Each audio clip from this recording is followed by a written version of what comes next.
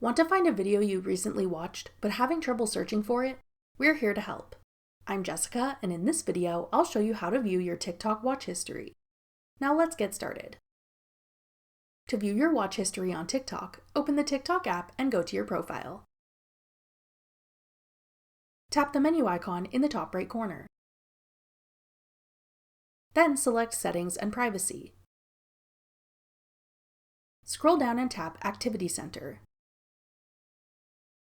Then select Watch History. Here you can see videos you've recently watched.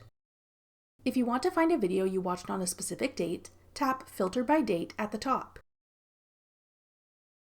Then choose to view your watch history for all dates, yesterday, last week, last month, or select Date Range to specify specific dates you want to see history from.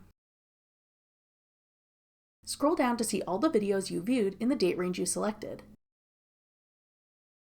and tap a video to watch it again. That's all it takes to view your watch history on TikTok.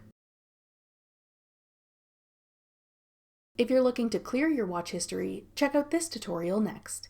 Click the video on your screen now to watch. Thanks for watching.